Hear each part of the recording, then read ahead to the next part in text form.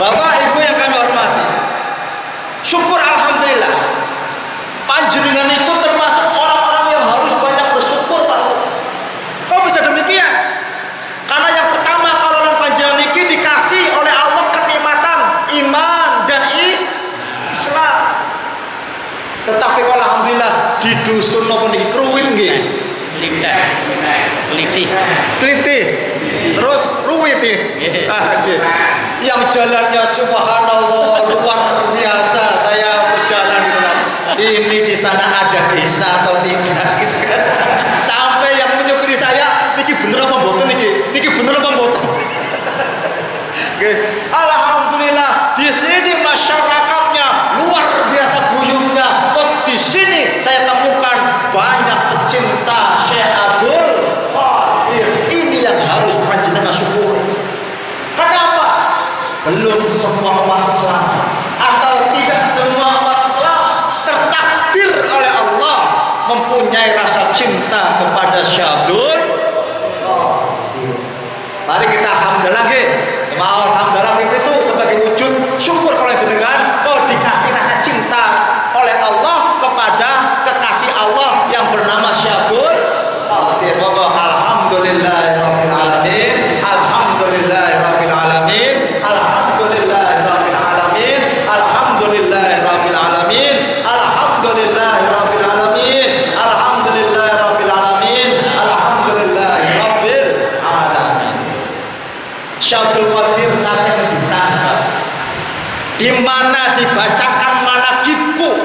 Mau kan sabun maaf toh manaqibipun? Maka aku Syekh Abdul Qadir akan hadir di majelis ini.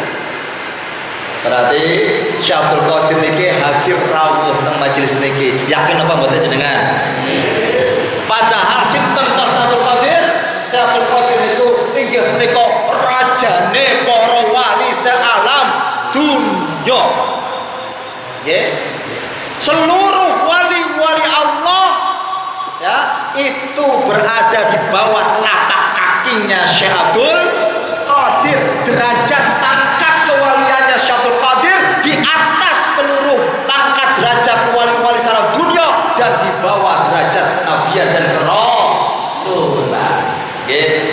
Kenapa kok Syekh Abdul Qadir begitu luar biasanya ya menjadi rajanya para wali dan juga seluruh wali-wali berada di bawah telapak kakinya? Ini tidak lepas daripada peristiwa Isra dan Mi'raj. Nanti yang asli, bab Isra Mi'raj nggih. Nalika Isra Mi'raj niku, sing jenenge kendaraan buruk niku saking senenge, nggih. Seneng mau dinaiki oleh Rasulullah Muhammad SAW, saking senenge girange sehingga jasadnya ini tidak bisa menampung ruh. Jasad itu munggah ya mudun munggah mudun sehingga Rasulullah kangelan niku nggih susah Rasulullah dene aja numpak ibu wura. Akhirnya ruh Syekh Abdul Qadir Jailani saat itu ya hadir menjadi pijakan tangga bagi baginda Rasulullah Muhammad sallallahu alaihi wasallam. Dan sabda Rasulullah dawuh, ya Syekh Abdul Qadir, karena engkau telah menjadi pijakan kakiku telah ada di pundakmu, maka kakimu telah akan memijak seluruh pundak para wali-wali Allah. Kok iso ya? Ya iso. Ruh kali jasad di pundi Pak Bu? Ayo. Allah menciptakan ruh dengan Allah menciptakan jasad.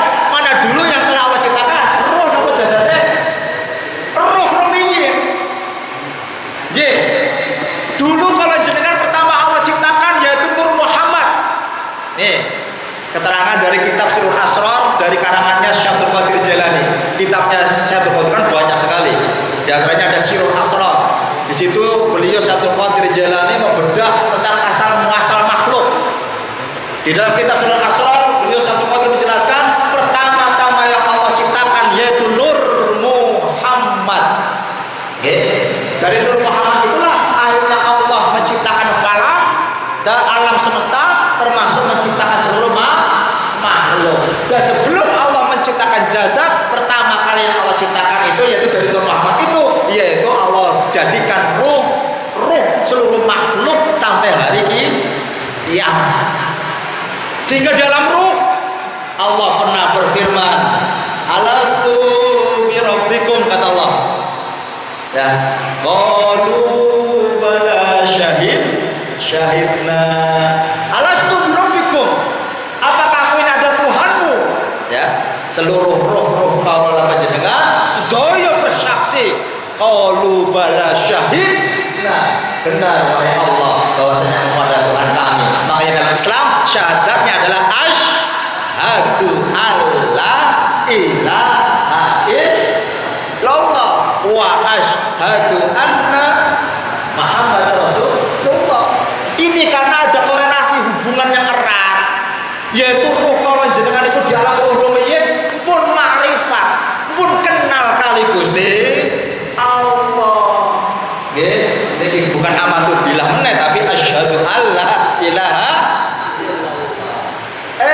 Karena kalau lanjutkan kau tertakdir hidup di alam dunia, rohnya dimasukkan ke jasad kalau lanjutkan ketika kalau lanjutkan di usia ibu kandungan pinten bulan? 4 bulan ya, roh ditiupkan ke dalam jasad ya. Ya, di situ ditetapkan tentang takdirnya, rezekinya, jodohnya, matinya. Bayi mulai gerak di usia 4 bulan.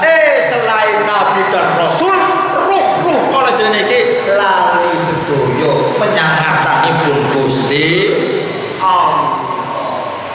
Nggih, kecuali para nabi dan Rasul dan para orang-orang pilihan yaitu para wali-wali Allah.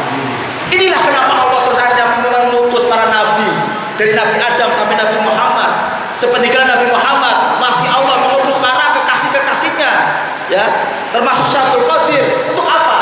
Untuk agar kita semua kembali mengingatkan roh ini tentang Allah Subhanahu wa Ta'ala, agar kita semua ini bisa fafiru illallah, kembali kepada karena semua kita ini berasal dari Allah dan pasti akan kembali kepada Allah. Saya dipahami nggih? Kalau cerita uliah nih. Alhamdulillah ya Allah. Kaulah panjenengan tertakdir cinta kepada Syaikhul Qadir. Pengen tahu sepatu dahsyatnya cinta kepada Syaikhul Qadir atau kepada wali-wali Allah. Pernah ada seorang majusi ini padahal nyebae geni. Ternyata orang majusi niku kue setiap tanggal 11, nah niki malam tanggal 11 nggih. Malam kelahiran Rasulullah, Syaikhul Qadir, karena ada rasa cinta yang luar biasa kepada Syaikhul Qadir, pasti orang majusi itu mengumpulkan orang sekampung. Orang sekampung dikumpulkan. Kangge sama-sama berpesta, ya, memperingati lahirnya Syaikhul Qadir. Ya, ternyata ajal orang ini datang, orang majusi ini meninggal dunia. Ada wong majusi, yen ono umat majusi mati, maka kudu dibakar. Ternyata api dunia tidak bisa membakar jasadnya. Bingung orang sekampung. Akhirnya jasadnya dihanyutkan ke dalam sungai. Nah, di jasad itu ngambang-ngambang dari satu kampung ke kampung yang lain. Akhirnya di situ ada wali Allah sedang tertidur, mimpi ketemu Syaikhul Qadir. Apa kata Syaikhul Qadir? Wahai kekasih Allah, bangunlah dari tidurmu, lihatlah ke sungai. Di sungai di dekat rumahmu terapung seorang mayit. Dia sudah menjadi muridku dan dia sebelum mati telah kubimbing 2 kalimat syahadat. Dia mati dalam kondisi Islam, dia kuberi nama Syahidullah. Maka angkatlah jasadnya, uruslah secara agama Islam. Ini luar biasanya orang cinta kepada Allah, matinya husnul khotimah. Nah, ngaten. Nggih. Luar biasa ya rahmati Gusti Allah nggih.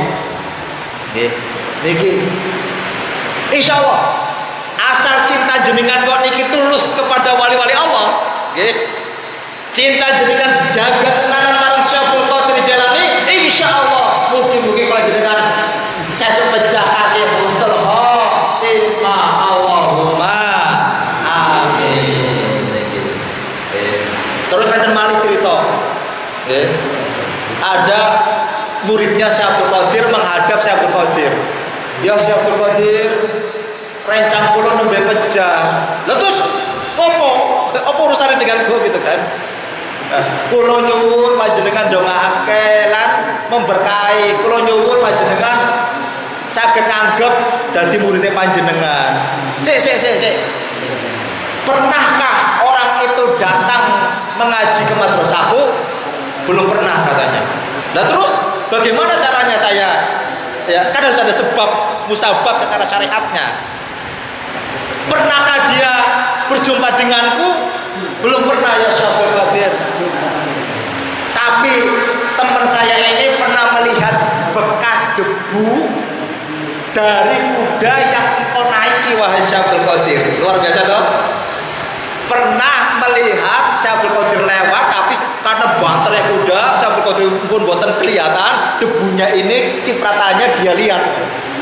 Akhirnya Syekh Abdul Qadir mau berdoa, ya Allah, lantaran dia pernah melihat debu dari kuda yang saya naiki, maka demi cintaku kepadamu yang sangat membara ya Allah, dan demi jaminanmu kepada seluruh pecinta-cintaku, maka ampunilah segala dosa-dosanya ya Allah, masukkanlah dia dalam golongan murid-muridku. Wah, luar biasa toh. Nggih, niki hikmah daripada salah satunya mana iso nglebur dosa. Barang siapa yang ingat orang-orang soleh, ingat wali-wali Allah, maka menjadi pintu pembuka rahmatnya Allah turun. Allahumma amin ya rabbal. Kalau Syekh Abdul Qadir rawuh, berarti wali-wali daerah mriki sekitare nggih sami rawuh. Sing dongake kalau jenengan nggih niki syukur nggih Pak Bu. Niki. Nah, lanjut apa mboten? Lanjut ya. Cinta kepada Syekh Abdul Qadir aja luar biasa begitu dahsyatnya. Apalagi mau itiba.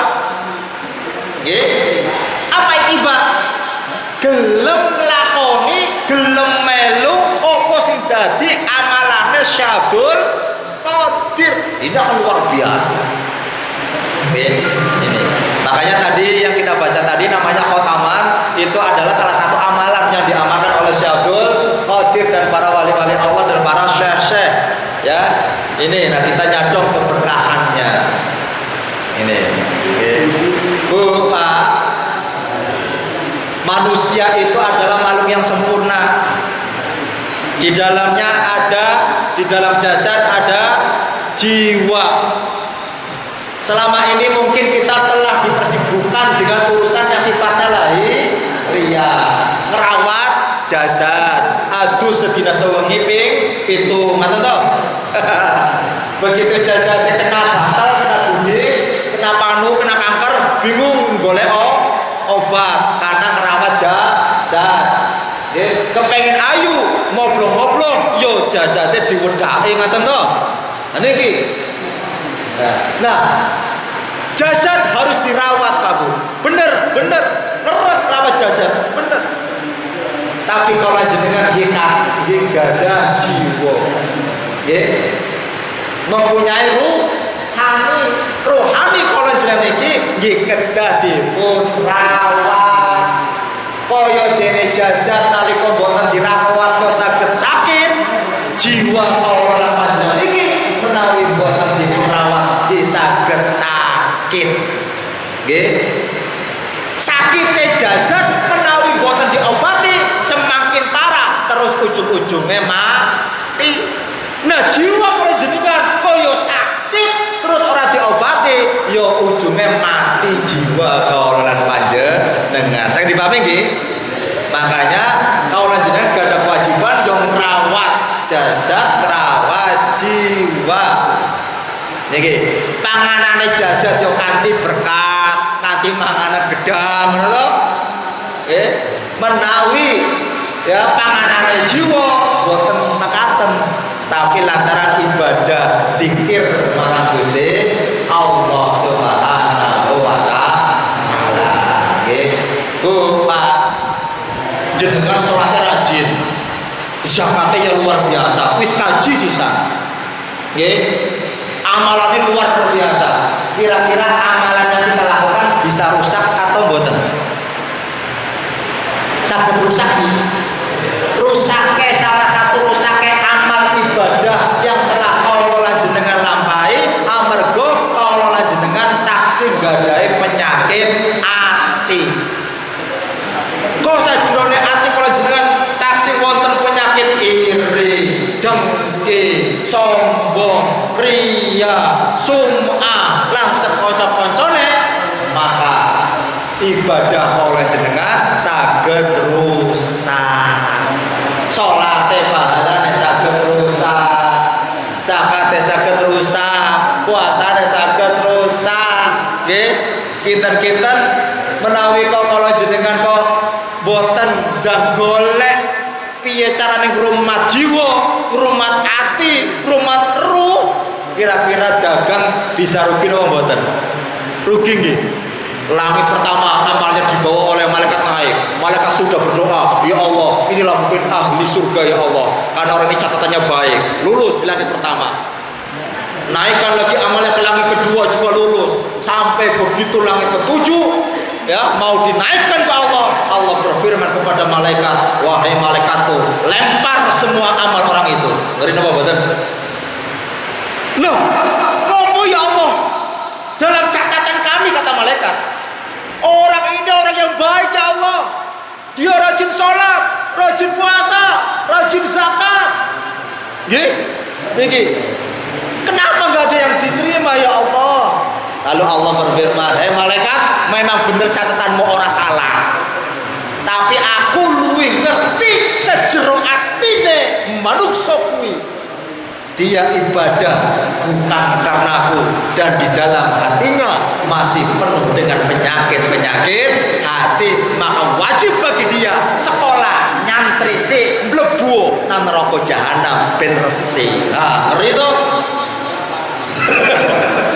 Sing ahli ibadah wae yen ora iso ngrumat ati terancam demikian, Pak Bu. Apa meneh sing ora tahu? Nah terus piye ben selamat? Ben selamat ya kudune ayo mumpung taksi jembar kalangane, taksi padang rembulane, ayo do belajar ngrumat jasad lan ngrumat ati. Kalau rumah kita kotor, masjid ini lantainya kotor, pasti akan dipel dengan SOS dan juga superpel atau yang lainnya. Kacanya kotor pasti dilambi. Nah kalau hati kita yang kotor, maka Rasulullah bersabda, inna likulli syai'in siqala wa siqalatul qulub dzikrullah. Segala sesuatu itu ada alat pembersihnya, dan alat pembersih hati yang paling mujarab yaitu zikir kepada lah. Dikir niki enten warna kali Bu Pak. Ada dikir yang tingkat makomnya makom hasanat, ada dikir yang tingkat makomnya makom darajat. Kalau dikir yang tingkatannya makomnya hasanat, orang usah perlu guru. Jenengan moco kitab, moco arwah, iki ono dikir api, iki wit api kita tamalkan. Niku dikir sanad amalannya akan membawa kepada kebaikan dan pahala, tapi tidak bisa merubah diri kita. Asarnya kurang bisa membekas. Dia membaca la ilaha illallah, la ilaha illallah, tiada Tuhan selain Allah, yang maha kuat kecuali Allah, tapi dia tidak bisa merasakan. Dia baca subhanallah, subhanallah, maha suci Allah. Oke? Tapi dalam kehidupan nyata dia masih merasa lebih suci daripada orang lain. Berarti asarnya belum membekas. Dia sering baca Allahu Akbar, Allahu Akbar, tidak diguru ya, maka amalannya baru hasanat, membawa kebaikan. Nah, ben amalan iku saged naik ke makom darajat perlu diijazahkan, perlu diguru. Nah, saged dipahami gini nggih. Alhamdulillah. Mugi-mugi mawon panjenengan ya berkahnya Syekh Abdul Qadir atau nanti pulang dari sini berdoa sama Allah. Ya Allah, saya ingin mengikuti langkah-langkahnya Syekh Abdul Qadir. Ya Allah, berikan kami guru pembimbing rohaniyah ya Allah. Nggih. Kalau para kiai yang ngajarkan ilmu syariat tentu dipunti kata nggih. Apalagi di Demak banyak pesantren ilmu syariat digelar. Nggih. Tapi untuk memahami ilmu hati ya, ilmu ketorekotan, ilmu ruh, ilmu ma'rifat dan ilmu syir, ilmu hakikat perlu seorang pembimbing ulama khos yang namanya wali yang mursyida, wali mursyid, ibaratnya dokter jiwa. Oke, nah di bawah, oke. Sebagai modal kita pentingnya golek guru rohani niki. Sebab kalau jenengan niki kata Syekh Abdul Qadir dalam surah Asr, gada jasad niki kedah dibimbing ibadah menyang Gusti Allah. Makanya Rasulullah mengajarkan ilmu syariat. Ilmu syariat itu mengatur bagaimana cara ibadah lahiriah, mahdoh dan ghairu mahdoh selama ruh belum meninggalkan jasad. Niki kewajiban lakoni syariat. Nah, ati wau teng jerone jasad wonten ati. Ati nggih kedah wonten ilmune kedah diajak zikir. Makanya perlu ilmu rekod. Niku syariat niku dalan gede, dalan umum, torekot jalan tol, jalan khusus. Nggih. Niki isine apa sajane torekot zikir gon resiki ati. Ben resik saking penyakit-penyakit hati, ben amalan syariatnya selamat. Dadi si jenenge torekot kuwe dudu nggo wong tuwa dudu. Nggih. Mas aku ora pantorekot torekot-torekotan bareng aku kan tegi nom. Justru tegi nom kuwi memangnya mati nunggu tuwa. Nggih, Mas, amal kula taksi bolong-bolong salate kadang salat kadang mboten. Nah justru niku. Ya, belajarlah zikir dibimbing seorang wali mursyid ben imane kuat teng ati kula jenengan sehingga syariate ajeng tegak. Allahumma amin. Nah, di dalam hati ada roh kata Syekh Abdul Qadir. Ya, roh ini ilmunya ilmu hakikat dan dalam roh ada syir. Dengan syir itulah kita bisa bermusyahadah kepada Allah. Ilmunya ilmu ma'rifat sehingga Rasulullah Muhammad SAW bersabda, "Asy-syari'atu aqwali." Syariat itu adalah ucapanku, teori keilmuannya. Wa tariqatu af'ali. Tariqat itu adalah pekerjaanku, perbuatanku kata Rasulullah. Ya kan? Wal haqiqatu ahwali. Hakikat itu adalah tingkah lakuku. Wal ma'rifatu rasulmal, dan ma'rifat itu adalah pokok dasar kekayaan lahir dan batin. Nah niku inilah yang dinamakan dengan insan kamil, manusia yang sempurna. Inilah orang-orang yang memenuhi perintah Allah. Ya ayyuhalladzina amanu udkhulu fis silmi kafah wa la tattabi'u khutuwati syaitan innahu lakum aduwwun mubin. Ya ayyuhalladzina amanu wa hum duweni iman udkhulu fis silmi kafah, mlebu sira kabeh marang agama Islam kanthi kafah, kanthi keseluruhan lahir lan batin. Wala tattabi'u khutuwati syaitan, janganlah kalian mengikuti langkah-langkah syaitan. Innahu lakum aduwwun mubin. Nggih. Bu, Pak. Kira-kira yang hadir di sini mau hidup terus apa mau mati? Coba di masjid ini atau di luar sini yang mau hidup selamanya di dunia siapa? Ada? Ada tidak? Tidak ada ya? Semua kita pasti akan mati.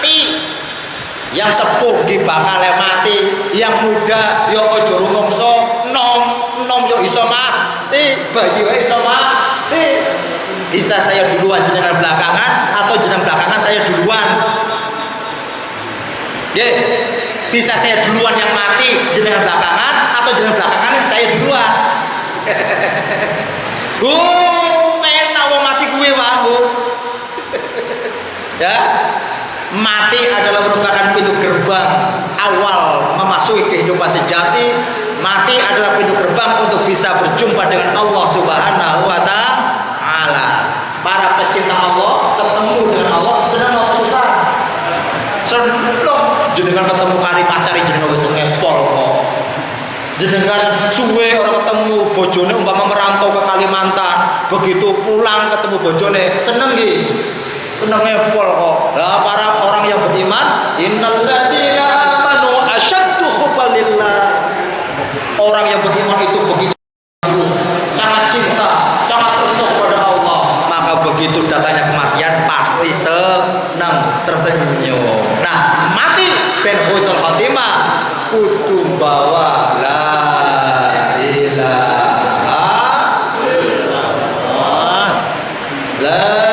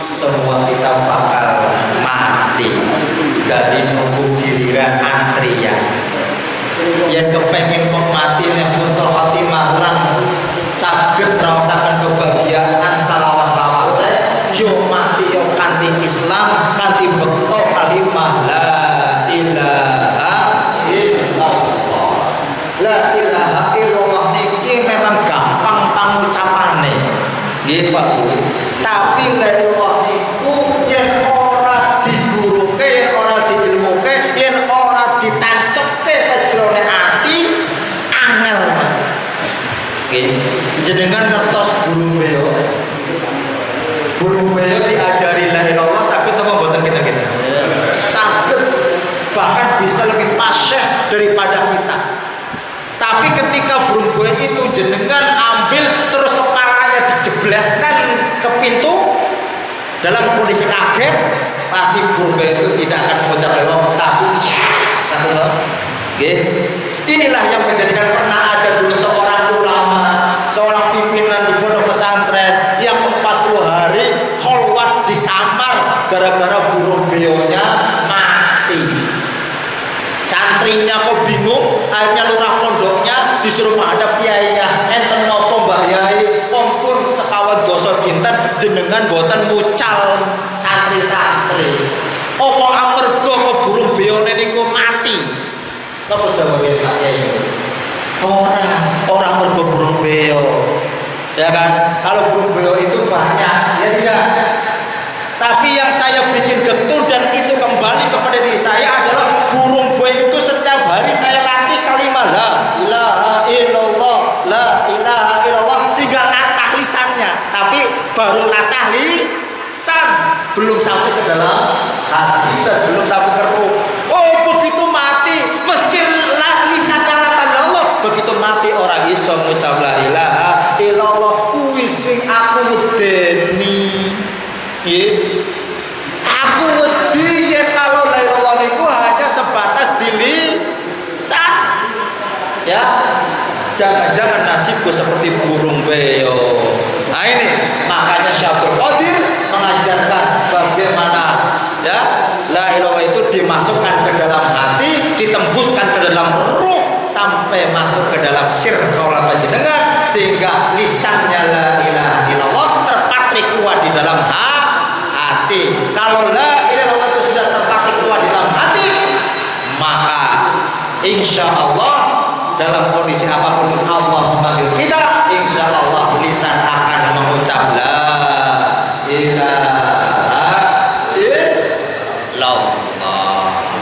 Mulai yang kepengen mati nek iso ngucap la ilallah, Rasulullah nek rumus lakinu mautakum bila ilaha illallah. Talkinkanlah olehmu, ajarkanlah olehmu, tuntunkanlah olehmu orang yang akan mati dengan kalimat la ilaha illallah. Pertanyaannya, setiap kita akan mati napa mboten? Berarti kalau jenengan gak ada kewajiban belajar kalimat la ilaha illallah niku Pak. Nah kepripun tuntunanipun Syekh Abdul Qadir? Syekh Abdul Qadir niku nuntun caranipun dikir kalimat la ilaha illallah. Kata Syekh Abdul Qadir, satu, sebelum dikir Allah harus dengan wudu yang sempurna. Dua, tempat pakaian harus suci dari najis dan hadas. Tiga, harus dengan suara keras. Namanya saja dikir jahar. Ya, kan ada dikir jahar, ada dikir khofi. La ilallah ini termasuk kategori dikir jahar. Makanya kata Syekh Abdul Qadir, suaranya kudu keras. Minimal kerasa suara bisa didengar oleh telinga sendiri. La ilaha illallah, la ilaha illallah. Matanya kudu merem. Ben apa? Ben khusyuk. Ya kan? Matanya melek nanti la ilaha illallah, ada cicak lewat, ada cicak lagi lewat. La ilaha illallah, ada pedagang cilok lewat, ada pedagang cilok lagi lewat. Makanya matanya merem. Ya. Nah, terus ada gerakannya. Lumayan kan orang tua kita itu kalau dikir la ilaha illallah, la ilaha illallah, malahnya goyang-goyang gitu. Ternyata kata Syekh Abdul Qadir memang ada gerakannya. Gerakannya kata Syekh Abdul Qadir, huruf lam alifnya ditarik dari bawah pusar. Huruf lam alifnya ditarik, tembuskan ke otak. Huruf ilahanya diarahkan ke kanan, memutari dari atas susu sebelah kanan sampai ke bawah susu sebelah kanan. Ilaha, ilahnya tekankan di atas susu sebelah kiri. Allahnya illallah, tekankan dilatih Ifatul Qalbi di bawah susu sebelah kiri. Ini yang diajarkan oleh Beliau Syekh Abdul Qadir. Pun nanti mirah. Apa derek? Kapan-kapan menawi panjenengan kepengen memperdalam pelajaran Syekh Abdul Qadir yang secara khusus. Kan ada yang pelajaran umum, ada pelajaran khusus, ada dikir umum, ada dikir khususia. Kan ngaten. Oke, kapan-kapan kalau Allah menghendaki bisa kita lanjutkan pengajian ini. Coba kalau udah tekan rong dina, rong wengin dereng rampung. Niki kula nembe mukadimah. Nggih. Bisa dipahami? Jadi minimal saya kasih tahu ajarannya Syekh Abdul Qadir Jailani yang diambil dari gurunya sampai kepada baginda Rasulullah, ya sampai kepada Sayyidina Ali mengambil dari Rasulullah. Itu caranya adalah ya ketika dibilang Allah mata merem, tarik la ilaha illallah. Itu Syekh Abdul Qadir dan para wali-wali Allah mengamalkan amalia dikir secara khusus. Termasuk dikir jahar, golok di suara akeh. Wah, Gusti Allah kan buatan budek. Umpama boten sing tek tanggel kata to, oh bener Gusti Allah tidak tuli, tapi karena kerasnya hati. Kata Rasulullah, hati manungsa kuwi sajane putih lembut. Nggih, gampang nrimo petunjuk Gusti Allah. Tapi karena manusia itu terselimuti hawa nafsu, ya kadang berbuat salah dosa. Setiap anak Adam itu berbuat salah, maka nempel satu debu hitam di atas hati kita yang putih bersih. Akhirnya nempel banyak debu-debu, hatinya makin kelam, atos. Hati yang keras akan hancur dengan pukulan dikir yang kuat. Inilah fungsi dikir jahar. Kangge ngancurkan kerase atine awake dhewe, kangge ngresiki ati dari penyakit hati. La ilaha illallah sekaligus kalimat pentauhidan Allah. Nggih, maka yang pede jenengan ketika digelar Allah, ojo isin-isin. Nggih, sing mantep la ilaha illallah, la ilaha illallah. Persaksian kok tiada Tuhan selain Allah. Ana to. Gak ada yang kuat kecuali Allah, gak ada yang kaya kecuali Allah. Jadi harus bangga punya Tuhan yang bernama Allah. Ini kerjaan. Di samping Syekh Abdul Qadir juga punya dikir khafi, dikir yang tanpa huruf dan tanpa suara, yaitu dikir di hati dengan mengucap irfuzat Allahu Allah. Nanti kapan-kapan kalau Allah menghendaki, nggih, kok panjenengan umpama kok ngersakake kula mriki malih bisa dilanjutkan pengajian ya baban piye carane noto ati karena kalau bab syariat saya yakin jenengan pun udah mateng-mateng karena setiap hari mungkin ya banyak kiai sudah didik panjenengan kan toh. Mau digelar ilmu syariat itu ibarat ilmu udan. Nah, digelar. Nah, ilmu ati itu ibarat ilmu sumur. Nggih. Nggih. Nggih. Nah, niku mawon nggih. Monggo sareng-sareng praktek nggih. Praktek dzikir la ilaha illallah kaya sing diajarkan oleh Syekh Abdul Qadir Jailani. Dzikir Jailani praktek. Nanti dzikir hafine nggih. Nggih.